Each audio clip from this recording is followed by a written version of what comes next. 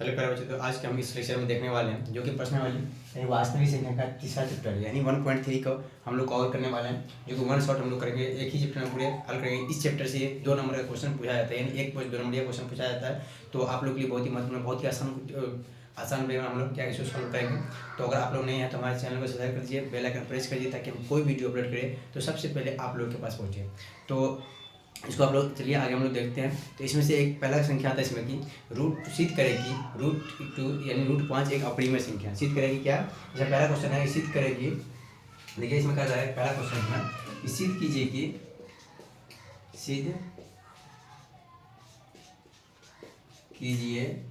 कि √5 एक अपरिमेय संख्या है।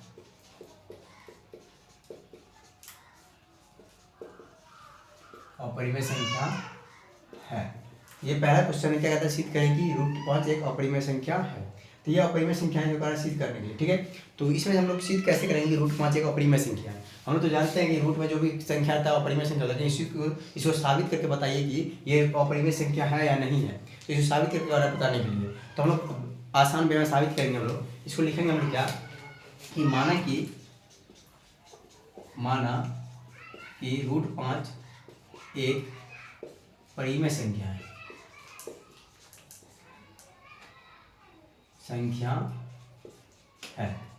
√5 एक परिमेय संख्या है, ठीक है। संख्या को इस तरह शॉर्ट में लिख सकते हैं। तो हम लोग मान लिए कि √5 एक अपरिमेय साबित करने के लिए हम लोग मान लेते हैं कि √5 एक कौन संख्या? परिमेय संख्या, ठीक है। √5 एक परिमेय संख्या है। अब हम लोग इसे क्या करेंगे, √5 को हम लिख सकते हैं। परिमेय संख्या कैसे लिख सकते हैं? परिमेय संख्या जो होता है कि p/q के रूप में परिमेय संख्या होता है कि नहीं होता है। तो हम लोग इसको लिखेंगे कि √5 equal to p/q। √5 equal to p/q। √5 equal to क्या लिखेंगे हम लोग? p/q। ऐसे हम लोग लिख सकते हैं इसको जहाँ धन पूर्णांक, जहाँ क्या होता है इसको लिखेंगे हम लोग यहाँ से जहाँ धन पूर्णांक, जहाँ p और q, सॉरी इसको इस तरह से अच्छा आसान में, जहाँ p और q धन पूर्णांक है। जहाँ p और q क्या है? धन पूर्णांक है। जहाँ p और q क्या है? धन पूर्णांक है। और उसके बाद हम इसको लिख सकते हैं उसके बाद कि p और q क्या है? धन पूर्णांक तो है, लेकिन उसके बाद क्या है तो इसको लिखेंगे आगे कि p और q का कोई उभयनिष्ठ बिंदु नहीं है, उभयनिष्ठ गुणनखंड नहीं है। अब p और q में कोई भी उभयनिष्ठ गुणनखंड नहीं है। p और q में कोई उभयनिष्ठ गुणनखंड, इसको हम लोग इसको p और q में कोई p और q में कोई उभयनिष्ठ, यहाँ से ले लीजिए, उभयनिष्ठ गुणनखंड नहीं है। ये भाषा है, भाषा आप लोग को थोड़ा याद कर लेना पड़ेगा। ठीक है, √5 बराबर p/q, यानी परिमेय संख्या होता है p/q के रूप में होता है। और p और q धन पूर्णांक है। p और q क्या एक पूर्णांक होता है, और इसमें क्या कहते हैं धन, वो भी पॉजिटिव है, पॉजिटिव में तो पॉजिटिव धन पूर्णांक हुआ। और p और q में कोई भी उभयनिष्ठ गुणनखंड नहीं है। अब इसको हम लोग क्या करेंगे, बारीकी से हल करेंगे। और इसको देखिए कैसे हल करते हैं। तो यहाँ पे जाएगा, अब हम लिखेंगे √5 इक्वल टू p/q। √5 इक्वल क्या हो जाएगा? p/q लिखेंगे फिर से, और इसको फिर से p/क्या लिखेंगे? q लिखेंगे। और उसके बाद हम लोग बारीकी से इसको हल करते हैं। बहुत ही आसान, छोटे में हल होगा। अब हो गया ये p/q लिख दिए। अब इसको क्या है, हम लोग दोनों तरफ वर्क करने पर, या यहीं पे डायरेक्टली लिख दिए, दोनों तरफ क्या करने पर, वर्क करने पर बात बराबर है। यहाँ हम लोग दोनों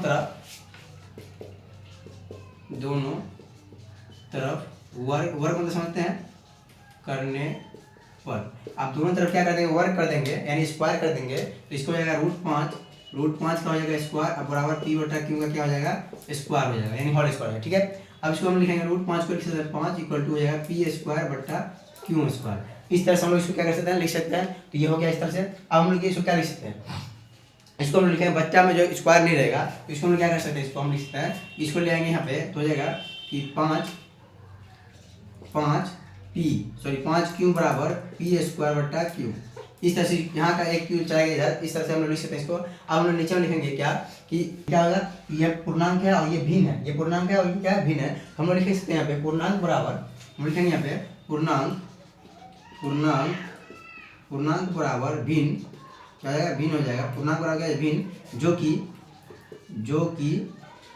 कि असंभव है जो कि क्या है, पूर्णांक बराबर भिन्न, जो कि असंभव है। अतः इसलिए हमारी मान्यता क्या है, इसलिए हमारी क्या मान्यता, हमारी मान्यता गलत थी। जो कि हमारी मान्यता क्यों गलत थी, क्योंकि ये जो है हम जो माने थे अपरिमेय संख्या वो परिमेय संख्या, तो वो हमारी मान्यता गलत हो गई क्योंकि परिमेय संख्या हुआ नहीं। तो हम इस चूँकि जो कि हमारी मान्यता गलत थी, रूट पाँच एक परिमेय संख्या नहीं है, रूट पाँच परिमेय संख्या नहीं है। अतः रूट पाँच एक अपरिमेय संख्या है। ठीक है, तो इसको हम फिर से एक बार समझाते हैं। क्या कहते हैं, देखो सिद्ध कीजिए कि रूट 5 एक अपरिमेय संख्या, या रूट 2 दे दे, रूट 3 दे दे, रूट 4 दे दे, रूट 5 कुछ भी दे दे, तो इस तरह से ही हल करना है। रूट के अंदर एक संख्या रहे तो इस तरह से ही हल करना है, रूट 10 रहे, रूट 12 रहे, तो रूट 14 रहे, तो इस तरह से हल करना है। तो माना कि रूट 5 एक परिमेय संख्या, इसको हम मान लेंगे अपनी तरफ से कि परिमेय संख्या है। अब रूट 5 बराबर पी बटा क्यू, परिमेय संख्या क्या होता है, पी बटा क्यू के रूप में होता है। तो लिखेंगे पी बटा क्यू जहाँ पी और क्यू धन पूर्णांक है और पी और क्यू में कोई उभयनिष्ठ गुणनखंड नहीं है, तो ये भाषा हमेशा सेम रहेगा। ठीक है, और उसके क्या जाएगा, रूट 5 बराबर पी बटा क्यू यहाँ पे लिख सकते हैं, नहीं लिखेगा कोई दिक्कत नहीं है। हम लिखे उस दोनों तरफ वर्क करें, जब एक संख्या वाला रहे तो उसको दोनों तरफ वर्क करने पर करेंगे, वर्क मतलब स्क्वायर करना, दोनों तरफ स्क्वायर कर दिए, स्क्वायर के हल हुआ इतना। यहाँ पे 2 क्यू नहीं होता है, एक क्यू को ले जाएंगे उधर। ठीक है, तो गुना में ले जाएंगे, भाग में तो बराबर को चला जाएगा, गुना में जाएगा, तो 5 Q equal to P square Q पूर्णांक बराबर भिन्न, जो कि असंभव है, और इसलिए हमारी मान्यता क्या थी, गलत थी। और रूट 5 एक परिमेय संख्या नहीं है तथा रूट 5 एक अपरिमेय संख्या है। आप लोग नोट कर लीजिए। अगला सवाल क्या आ गया, दूसरा सवाल क्या था, सिद्ध कीजिए कि 3 + 2 रूट 5 एक अपरिमेय संख्या है। तो 3 + 2 रूट 5 एक क्या अपरिमेय संख्या, सेम टू सेम, इसमें कुछ चेंज नहीं करना है। हम लोग इसमें मान लेंगे अपने जिस तरह से इससे पहले वाले क्वेश्चन किए उसी तरह से जाकर मान लेंगे। तो माना कि 3 + 2 रूट 5 एक परिमेय संख्या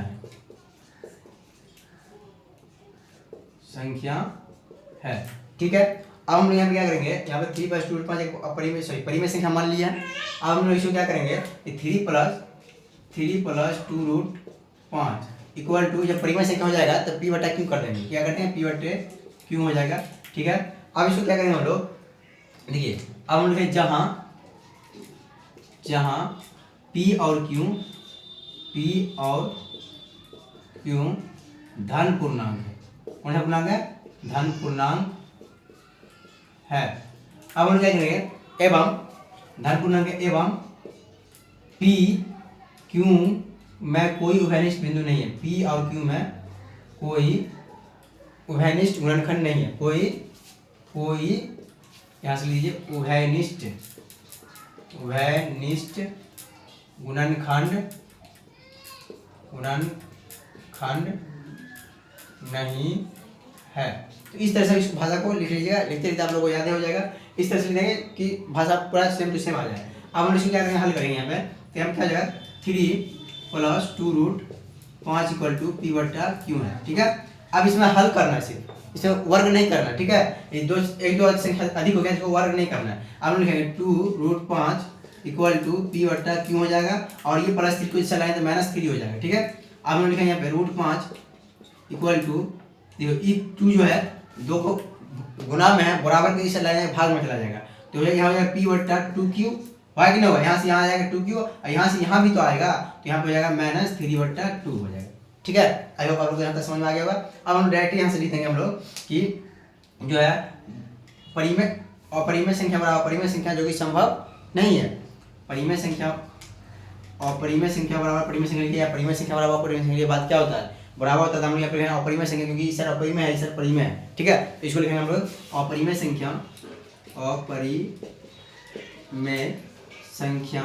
बराबर परिमेय संख्या, जो कि असंभव है, संभव नहीं है या असंभव है, बात बराबर होता है, तो असंभव है,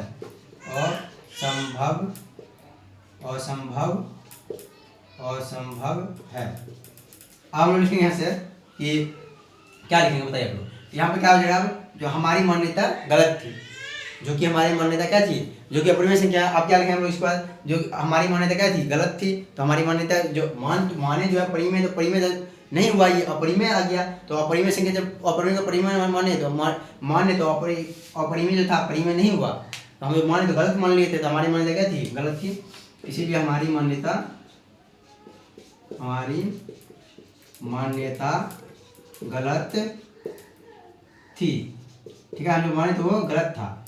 अब क्या करेंगे हम लोग, चूंकि (3+2√5) एक कौन संख्या है, परिमेय संख्या नहीं है, अतः 3+2√5 एक अपरिमेय संख्या है। तो आई होप आप लोग ये भी समझ आ गए, क्योंकि आप देखिए इसमें कुछ है नहीं, सिर्फ ये भाषा याद कर लीजिए और ये थोड़ा दूसरा भाषा याद कर लीजिए। और ये तो हल आपका हाथ में, हल करने में 2 बार बनाई लीजिए, फिक्स है कि 2 नंबर का आता ही है ये क्वेश्चन, ठीक है। तो आप लोग इसे नोट कर लीजिए। अगला क्वेश्चन में देखते हैं, ये अगला क्वेश्चन हम लोग आगे। तो अगला क्वेश्चन क्या कहता है कि यानी 3 का पहला क्वेश्चन कहता है सिद्ध कीजिए कि 1/√2 एक अपरिमेय संख्या है। तो ये भी सेम सवाल है, तो इसको हम लोग लिखेंगे, मान लेंगे पहले जिस तरह से मानते आए हैं, मान लेंगे माना कि 1/√2 एक परिमेय संख्या, ठीक है, परिमेय संख्या, कौन संख्या है, परिमेय, इसमें हटाइए देखिए कौन संख्या है, परिमेय संख्या है। मान लिए हम लोग मान लिए। अब हम इसको क्या करेंगे, लिखेंगे कि 1/√2 = p/q। जब परिमेय संख्या हो जाए, जब परिमेय संख्या मान लो, तो परिमेय ये p/q परिमेय संख्या ही है, तो इसको परिमेय संख्या के रूप में लिख सकते हैं। जहां यहाँ एक भाषा यूज करना है, जहां क्या हो जाएगा, तो जहां p और q धन पूर्णांक है, ये p है और ये q है, कौन पूर्णांक है, धन पूर्णांक है।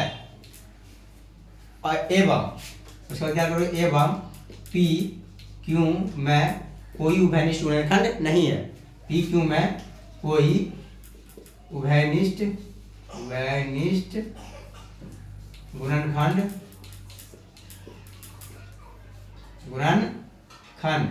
नहीं है, ठीक है। इस तरह से आपको लिखना है। अब इसके बाद क्या करना है, ये देखिए, ये 1/√2 को हल करना कैसे भी, 1/√2 है और बराबर ये क्या है, p/q है, ठीक है, 1/√2 बराबर p/q है। अब 1/√2 को सिर्फ संख्या रूट से हटाने के लिए क्या करना पड़ेगा, तो ऊपर नीचे √2 से क्या करना पड़ेगा, गुना करना पड़ेगा, ठीक है। ऊपर नीचे √2 से गुना करते हैं, कोई भी 10 में क्या करेंगे, 5 से ऊपर है, 5 से नीचे गुना कर देंगे, ये 5 कट जाएगा बाद में, और कैंसिल कर दोगे तो ये 10 ही आएगा कि नहीं आएगा। तो इसलिए हम लोग ऊपर नीचे बैलेंस करने के लिए, हम लोग बैलेंस क्या होता है, बैलेंस नियमित करने के लिए इसको √2 से ऊपर √2 से नीचे गुना कर देते हैं, ठीक है। अब यहाँ हो जाएगा √2 कितना हो जाएगा, देखिए √2 हो जाएगा 2 और बराबर p क्या हो जाएगा, q, √2 बराबर p/q। अब इसको लिखेंगे तो इसको क्या हो जाएगा, ये चला जाएगा उस सर, तो गुना में चले जाएगा, तो √2 = हो जाएगा 2p/q, q बट्टा में q आ गया, इस तरह से आ जाएगा। इतना ही हल करना है, ठीक है। इसको ले गए गुना में, बराबर क्वेश्चन ले गए तो चला गया गुना में। अब यहाँ से हम लोग लिखना है क्या, कि अपरिमेय संख्या बराबर, ये अपरिमेय है, ये परिमेय हो गया, अपरिमेय संख्या बराबर परिमेय संख्या, कौन संख्या, परिमेय संख्या, ठीक है, परिमेय संख्या जो कि क्या है, असंभव है, जो कि असंभव है, ठीक है, जो कि असंभव है। अब हम लिखेंगे, इसलिए हमारी मान्यता क्या थी, इसलिए हमारी मान्यता, हम जो माने थे वो क्या हो गया, गलत हो गया, मान्यता गलत थी। और जब हमारी मान्यता क्या थी, गलत थी, तो चूंकि क्या हो गया, क्या हो गया, जो है √1/√2 परिमेय संख्या नहीं है, 1/√2 एक परिमेय, एक नहीं मिलेगा, ये परिमेय संख्या नहीं है, कर दिए, कोई दिक्कत नहीं है, परिमेय संख्या अच्छा लगता है सुनने में भाषा, परिमेय संख्या नहीं है। अब उसके बाद क्या लिखना है, अतः 1/√2 एक अपरिमेय संख्या है। जब परिमेय नहीं है तो अपरिमेय संख्या हो जाएगा, संख्या है। तो ये आप लोग को समझ में आ गई है, भाषा को सिर्फ आपको याद रखना है, बाकी सब तो सॉल्यूशन है, इसको हल कर सकते हैं आप लोग। तो आप इसको नोट करिए। इसका हम दूसरा क्वेश्चन देखते हैं। देखिए अगला नंबर क्वेश्चन क्या कहता है, 3 का दूसरा, सिद्ध कीजिए कि 7√5 एक अपरिमेय संख्या है। ये भी आसान ही है, 7√5 एक क्या है, अपरिमेय संख्या है। जैसे वाला ना, सिद्ध कीजिए कि 7√5 एक अपरिमेय संख्या है। ठीक है, तो इसको हम लोग आसान तरीके से हम लोग हल करेंगे। तो इसको कैसे हल करते हैं देखिए, तो इसमें कुछ नहीं है, देखिए बहुत ही आसान से हम लोग हल करेंगे। फिर उसी तरह से इस तरह से माने थे, उसी तरह से मानेंगे इसको। माना कि 7√5 एक कौन संख्या है, 7√5 एक परिमेय संख्या है। ठीक है, 7√5 एक परिमेय संख्या है। इतना आप लोगों को समझ में आ गया। अब इसको लिखना है हम लोग को 7√5 इक्वल टू क्या आ जाएगा, जब परिमेय हो जाए तो पी बटा क्यू, और जब पी बटा क्यू हो जाए तो इसको लिखना है जहां पी, ये वाला पी और ये वाला क्यू, पी और क्यू धन पूर्णांक है, धन पूर्णांक है। एवं यहाँ पे है के बाद एवं लगा देना है, और एवं के बाद क्या करना है, इसको पी कॉमा क्यू, यही पी कॉमा क्यू क्या है बताइए, पी कॉमा क्यू, पी और क्यू में कोई उभयनिष्ठ, पी क्यू में कोई उभयनिष्ठ, यहाँ से लिख देना उभय, आप लोग को यहाँ से लिखना है, हम यहाँ से इसलिए लिखना है ताकि आप इतना दो जाने की जरूरत नहीं है। आप लोग को यहाँ से फिर दूसरा, और एक लाइन पूरा ना हो तो दूसरा लाइन से लिखना है, उभयनिष्ठ गुणनखंड नहीं है। ठीक है, नहीं है, इतना लिख लेना है। फिर आपको यहाँ पे आना है, बहुत ये 2 लाइन का क्वेश्चन है। देखिए यहाँ पे लिखेंगे 7√5 हो गया, यहाँ पे 7√5, ठीक है, इक्वल टू पी बट्टा क्यू, आप √5 इक्वल टू पी बट्टा 7 क्यू। आए समझ में, ये जो है गुना में बराबर के चला आएगा तो भाग में चला आएगा। अब यहाँ पे ये भाग हो गया, ये पूर्णांक में आ गया, ये क्या है परिमेय, ये तो ये भिन्न में है कि नहीं है, ये पूर्णांक में, भिन्न और पूर्णांक हो गया कि नहीं हो गया। आगे यहाँ पे लिखना है क्या, अपरिमेय संख्या बराबर, अपरिमेय संख्या बराबर परिमेय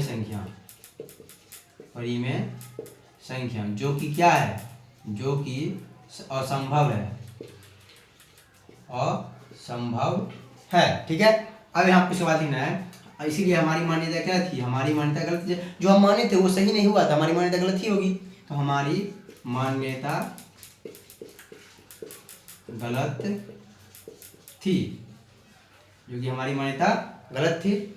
और इस बार चूंकि कितना है 7√5, सवाल में जितना दिया हुआ है 7√5 परिमेय संख्या नहीं है, परिमेय संख्या नहीं है। अतः 7√5 एक अपरिमेय संख्या है। तो आई होप आप लोग को ये भी समझ में आ गया होगा। अब इसके बाद एक और क्वेश्चन है जो कि 3 का तीसरा नंबर क्वेश्चन है, हम लोग करते हैं, उसको आप लोग नोट कर लीजिए।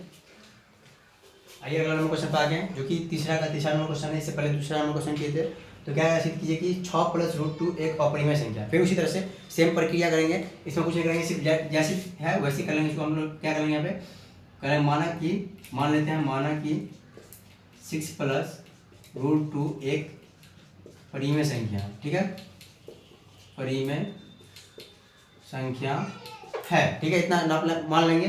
अब मानने के बाद हम लोग उसी तरह से सवाल को लिखना है 6 + √2 इक्वल टू पी बट्टा क्यू कर देना है। ठीक है, जब परिमेय संख्या मान लिए हैं तो ये भी पी बट्टा क्यू रूप में हो सकता है। अब यहाँ से लिखना है, प्रक्रिया शुरू करना है क्या, कि जहाँ यही पी यही क्यू, पी और क्यू कौन सा पूर्णांक है, धन पूर्णांक है। कौन सा पूर्णांक है, धन, क्योंकि पॉजिटिव है तो धन पूर्णांक, सॉरी यहाँ पे एक और हलन होगा, आकार होगा, धन पूर्णांक है। अब हम लिखेंगे एवं यही पी और यही क्यू, पी क्यू में, ठीक है, कोई गुणनखंड नहीं है, उभयनिष्ठ, कोई उभयनिष्ठ गुणनखंड, कोई उभयनिष्ठ गुणनखंड नहीं है, उभयनिष्ठ गुणनखंड नहीं है, गुणनखंड नहीं है। आई होप इतना समझ आ गया आप लोगों को। अब इसका आगे करना है 2 लाइन में, ये भी हल होगा। जिस तरह से इसको यहाँ पे लिखा हुआ है इसको ऐसे लिख लेना, 6 + 6 + √2 और इक्वल टू पी बट्टे क्यू। ठीक है, हम लोग लिखेंगे यहाँ पे √2 इक्वल टू पी बट्टा क्यू ये प्लस में 6 है तो बराबर के साथ जाएगा तो माइनस में जाएगा, ठीक है। प्लस में 6 है बराबर के साथ जाएगा तो माइनस में 6 जाएगा, ठीक है। अब यहाँ पर √2 इक्वल टू पी बट्टे सॉरी यहीं पे रुक जाएगा। अब देखिए यहीं पे आप लोग कहिए कि यहाँ तक क्या क्यों हल कर दिया, आगे क्यों नहीं किए। यहाँ देखिए यहाँ पे 6 है तो 6/1 होगा कि नहीं होगा, तो ये पी हुआ, ये क्यों हो गया, पी बट्टा क्यों होगा। जब बट्टा में 0 है तो ये परिमेय संख्या नहीं होता है, ठीक है। पी क्यों का मान कभी 0 नहीं होता है, तो इतना हल हो गया। अब हम लोग यहाँ से अतः चलिए इतना नहीं, यहाँ से हम लोग कि ये अपरिमेय है, ये परिमेय है, तो लिखें अपरिमेय संख्या बराबर अपरिमेय संख्या बराबर परिमेय संख्या जो कि संभव नहीं है, यानी असंभव है, जो कि असंभव है। तो कभी परिमेय संख्या के बराबर अपरिमेय संख्या होगा ही नहीं, कभी होगा। जो परिमेय संख्या होगा अपरिमेय संख्या होगा, वही कहता है कि अपरिमेय संख्या होगा, जो परिमेय संख्या ना हो अपरिमेय संख्या कहलाता है, तो कभी बराबर ही नहीं होगा। अब यहाँ से आगे लिखेंगे हम लोग, इसीलिए हमारी मान्यता क्या थी, गलत थी, हमारी मान्यता गलत थी। और चूंकि ये परिमेय संख्या जो है ये कितना 6 + √2 क्या है, अपरिमेय संख्या सॉरी हम 6 होगा, √2 लिख रहे थे। 6 + √2 क्या है, परिमेय संख्या नहीं है। 6 + √2 परिमेय संख्या नहीं है। अतः लास्ट में अतः 6 + √2 एक अपरिमेय संख्या। जब परिमेय संख्या नहीं है तब ना अपरिमेय संख्या है, अपरिमेय संख्या है। तो आई होप आप लोग को ये चैप्टर पूरे समझ में आई होगी। तो अगर आप लोग नहीं है तो हमारे चैनल को सब्सक्राइब कर दीजिए, बेल आइकन प्रेस कर दीजिएगा, ताकि हम कोई वीडियो अपलोड करें तो सबसे पहले आप लोगों के पास नोटिफिकेशन पहुंचे। और आप लोग अपने दोस्तों को जरूर, आप लोग को अच्छा लगे पढ़ने में, अगर आप लोगों को समझाने का तरीका, पढ़ाने का तरीका और मेथड का छोटे छोटे मेथड तो आप लोग को अच्छा लगे, अपने दोस्तों को जरूर शेयर कीजिए। चलिए थैंक यू, धन्यवाद।